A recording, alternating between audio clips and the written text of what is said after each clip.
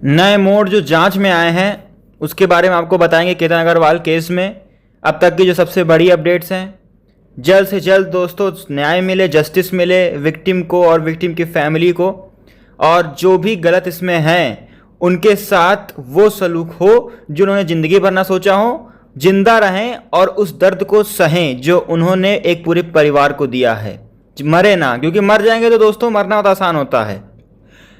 Torture होके जीना, अपनी गलती का एहसास होना, पश्चाताप होना दोस्तों बहुत ही ज़्यादा पीड़ा देता है। तो जो गलत लोग कर रहे हैं उनके साथ यही होना चाहिए, खासकर इस लड़की के साथ। चलिए आगे बढ़ते हैं। पुणे के युवा रियल एस्टेट कारोबारी केतन अग्रवाल की मौत का मामला लगातार नए मोड़ ले रहा है। शुरुआत में इसे दुर्घटना माना गया था, लेकिन पुलिस जांच के बाद इसे कथित हत्या और साजिश का मामला मानते हुए जांच आगे बढ़ाई गई। अब इस केस में नए घटनाक्रम सामने आए हैं जिन्होंने पूरे मामले को और भी बात करने का विषय बना दिया है, चर्चा करने का विषय बना दिया है।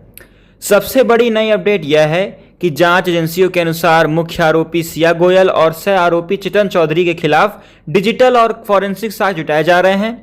जो पुलिस है उसका कहना है कि मामले में प्रत्यक्षदर्शी नहीं है, इसीलिए सीसीटीवी फुटेज, मोबाइल डेटा और चैट रिकॉर्ड, लोकेशन और अन्य वैज्ञानिक साक्ष्यों पर जांच काफ़ी हद तक आधारित है, ऐसा पुलिस का कहना है। इसी क्रम में पॉलीग्राफ यानी लाई डिटेक्टर टेस्ट और गेट एनालिसिस यानी चलने के तरीके का जो विश्लेषण है वो जैसे वैज्ञानिक तरीकों का भी सहारा लेने की तैयारी की गई है। हालांकि ऐसे जो परीक्षणों की कानूनी प्रक्रिया और उपयोग न्यायालय के निर्देशों पर निर्भर करते हैं। बताया ना मैंने आपको, सब कुछ न्यायालय पे आके रुक जाता है, जो न्यायालय कहेगा वही होगा। जांच में एक और बड़ा मोड़ तब आया जब कुछ मीडिया रिपोर्ट्स हैं ये, उनमें सूत्रों के हवाले से दावा किया गया है कि सिया गोयल ने कथित तौर पर केतन अग्रवाल की मौत से कुछ महीने पहले चेतन चौधरी से गुप्त रूप से विवाह कर लिया था। हाँ, अभी दोस्तों ये सोर्सेज हैं, अभी ऑफिशियल नहीं हुआ है। पुलिस इस दावे की भी जांच कर रही है। फिलहाल ये जांच का हिस्सा है और इसकी आधिकारिक पुष्टि न्यायिक प्रक्रिया के बाद स्पष्ट होगी। कहा ना मैंने आपको, सब कुछ अब कोर्ट पर निर्भर कर रहा है कि वो आखिरी में क्या फाइनल फैसला सुनाती है। बस दोस्तों इसको खींचे ना लंबा। पुलिस ने जांच के दौरान कथित तौर पर सामने आए कुछ डिजिटल संदेशों और सोशल मीडिया चैट्स की भी जांच शुरू कर दी है। बिल्कुल सही सुन रहे हैं आप, सोशल मीडिया चैट्स और कुछ वीडियोस, फोटोज भी सामने आई हैं जिसकी जांच पुलिस कर रही है। मीडिया रिपोर्ट्स के अनुसार एक कथित स्नैपचैट संदेश वेडिंग वोंट हैपन, इसको हिंदी में कहते हैं कि शादी नहीं होगी, ये जांच का हिस्सा बना हुआ है। देख रहे हैं आप क्या क्या खुल के आ रहा है। यानी अभी की नहीं, बहुत अच्छे से वेल प्लान्ड साजिश है जो कई समय से चल रही है, कई महीनों से या साल भर भी हो सकता है से चल रही है। पुलिस यह पता लगाने की कोशिश कर रही है कि इन डिजिटल संदेशों को क्या इस मामले से कोई संबंध है या नहीं। अभी तक इन संदेशों को अदालत में अंतिम रूप से प्रमाणित साक्ष्य नहीं माना गया है। तीसरी बार दोस्तों बता रहा हूँ कि सब कुछ अदालत पे आके रुक जाता है। जांच के दौरान पुलिस ने घटनास्थल का दोबारा निरीक्षण किया। आरोपियों को कथित घटनास्थल पर ले जाकर पूरे घटना को दोबारा से बनाया गया, एक्टिंग की गई।